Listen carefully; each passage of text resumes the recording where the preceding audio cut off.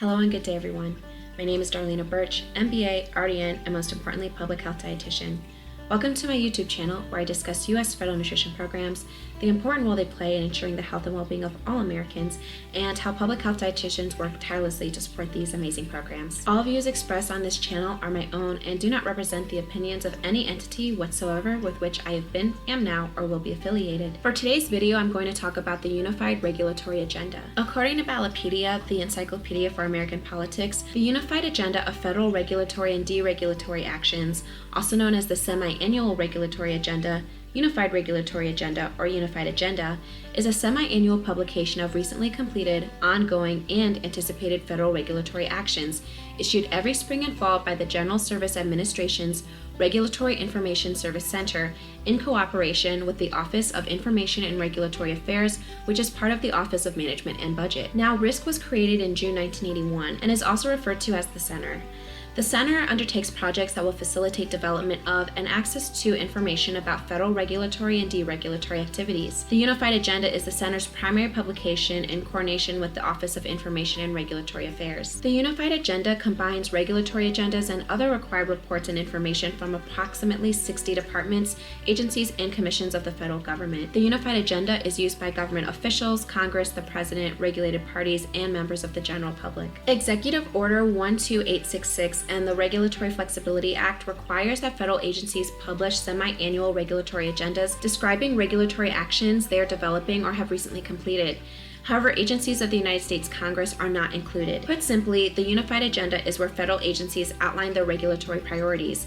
It essentially provides information about regulations that the government is considering or reviewing. Now, the activities that are included in the Unified Agenda are in general those that will have a regulatory action within the next 12 months. However, agencies may choose to include activities that will have a longer time frame than 12 months. Agency agendas also show actions or reviews completed or withdrawn since the last Unified Agenda.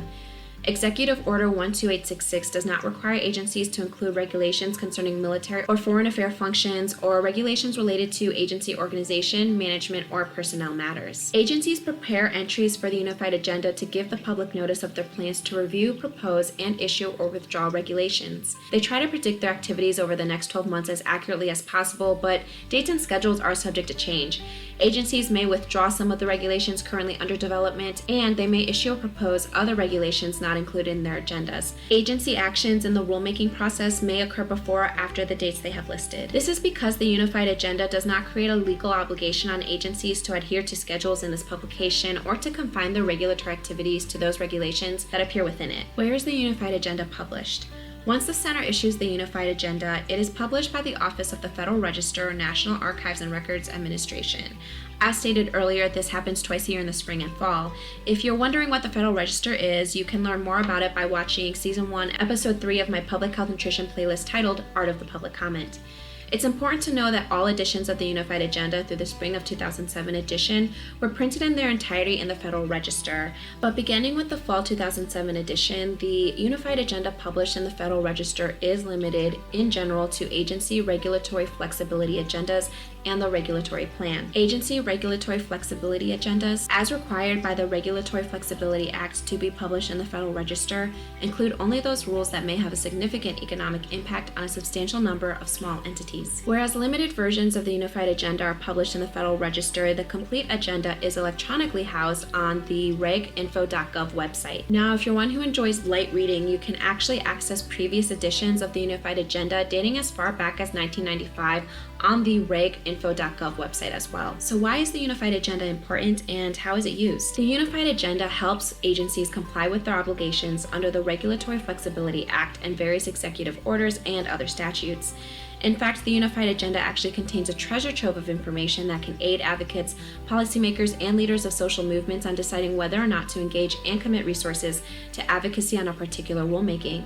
It provides information to monitor and influence rulemaking across the federal government, and by using the Unified Agenda, advocates can develop strategies to inform a wide variety of potential interventions and hold federal agencies accountable. Now, if you've managed to follow along with what I'm saying, then awesome, you're doing great. That means I'm making the Unified Agenda easy to understand. But if you're confused, then don't feel bad, because the truth is that the Unified Agenda is actually a pretty complex document and not something the average American knows about. Now, perhaps the biggest issue with the Unified Agenda is that the information included in it is often presented in jargon. I would consider the language in the Unified Agenda as esoteric. But I don't want that to deter or discourage any viewers out there from learning about the Unified Agenda, especially if you are an advocate or future advocate.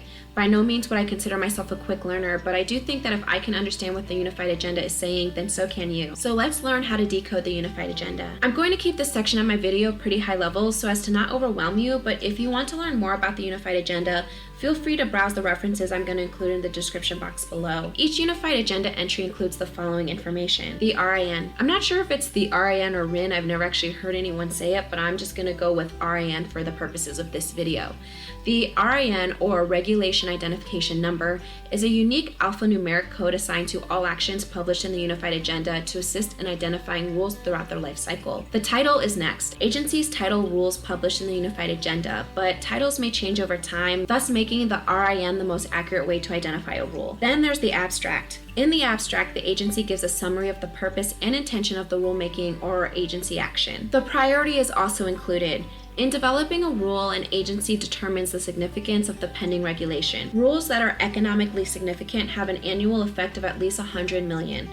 Other significant regulations are those that are considered to have substantial impact on the public interest. Agencies may also designate rules as substantive/non-significant or routine and frequent. These rules will be reviewed by the Office of Information and Regulatory Affairs under the authority of Executive Order 12866. OIRA can change the priority of a regulation if it disagrees with the agency designation. Then there's the major. OIRA and agencies determine whether a rule is a major. Another piece of information that's included are unfunded mandates. Under the Unfunded Mandates Reform Act, before an agency can publish a notice of proposed rulemaking or a rule that could result in expenditures by state, local, and tribal governments or by the private sector of more than 100 million in a year, agencies must assess the anticipated costs and benefits of the federal mandate. Then there's the CFR citation. The CFR citation refers to the parts of the Code of Federal Regulations that will be modified by the rulemaking. Next, we have legal authority.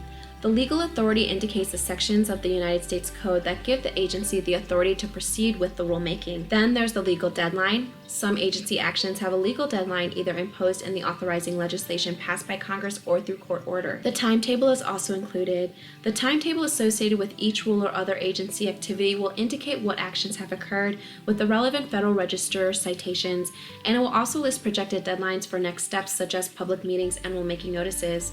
Agencies, however, frequently do not uphold the deadlines posted in the Unified Agenda. Also included is the regulatory flexibility analysis required. The Regulatory Flexibility Act requires agencies proposing rules that would have a significant economic impact on small business, small not-for-profit organizations, or small government entities must prepare a regulatory flexibility analysis and analyze where there are simpler, less burdensome ways for such small organizations to comply with federal requirements. Government levels affected. Under the Unfunded Mandates Reform Act and Executive Order 13132, agencies must determine whether a regulatory action will impact federal, state, local, and/or tribal governments. Entries to the Unified Agenda also include small entities affected. Agencies determine whether a regulatory action will impact small businesses, small governmental jurisdictions, or other small organizations. If the agency determines small entities will be affected, it does not necessarily have to prepare a regulatory flexibility analysis. Then there's federalism. Under Executive Order 13132, agencies except independent agencies must determine whether a regulatory action will affect the distribution of power between the federal government and state and/or local governments. Agency contact is also included. EO 12866 requires the Unified Agenda include an agency contact for each entry. Lastly, there's included in the regulatory plan. EO 12866 also requires each agency to prepare a regulatory plan of the most significant regulatory actions the agency anticipates pursuing. The plan is included in the fall publication of the Unified Agenda. So I'm going to stop here for today regarding the Unified Agenda, and we'll dedicate a future episode to discussing how to read and utilize the agenda. Thank you for joining me today. If you like what you see, please smash the like button and subscribe to my YouTube channel. And remember, you are your own best advocate. Feed your body well, nourish your soul, nurture your mind, and nutrify your spirit. Remain true to yourself, and never forget that every second forward is another opportunity to be a better version of your past self.